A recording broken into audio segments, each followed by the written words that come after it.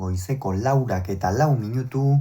Salaberriak eta Gaskuek ez dute hutsik egin eta 22 eta 13 irabazi diete Rekalde eta Bikuñari Amorebi eta Etxanon binakako beserie txapelketako 3. jardunaldiko lehen norgehiagokan. Egia esan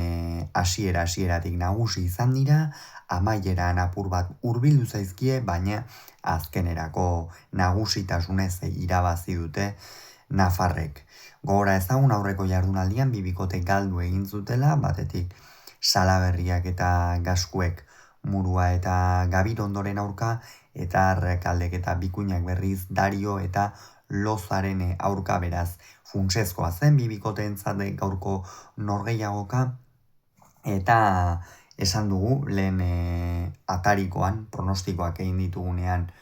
Salaberriak eta Gaskuek ezinbestean hasi behar zutela puntuak batzen, bada, esan daiteke hasi direla eta gainera joko eta irudi ona emanez. Batez ere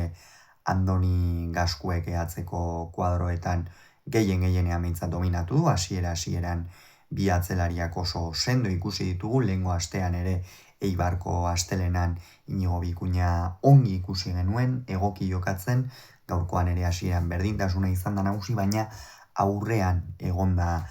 gakoa. Egia da, oraindik ere behar bada ez dela bere punturik onen ere itzuli Iker Salaberria,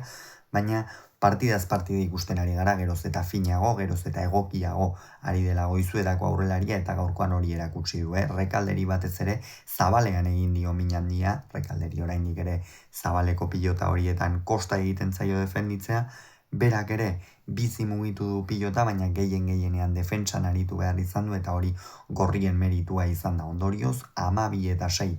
aurreratu dira, baina bigarren zatia desberdina izan da, esango nuke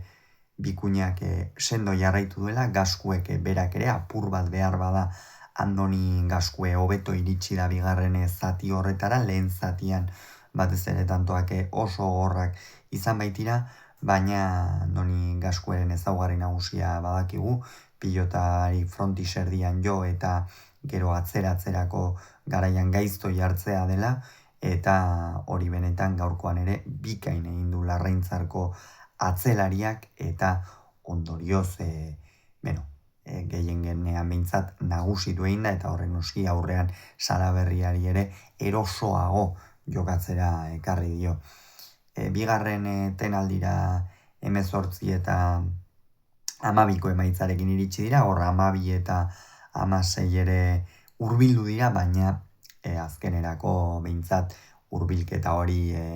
Rekaldek apur bat sakearekin asmatu jokaldiekin ere, eta Bikuñak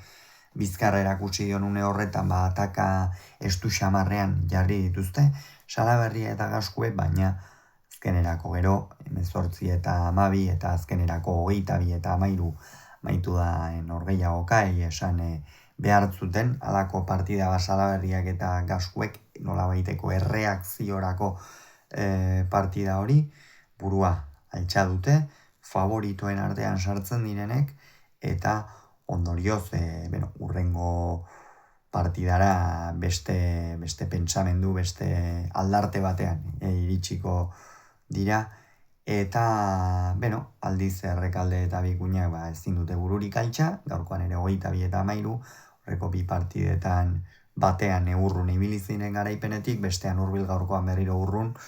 urrengoan ikusiko dugu, ea zer gertatzen den.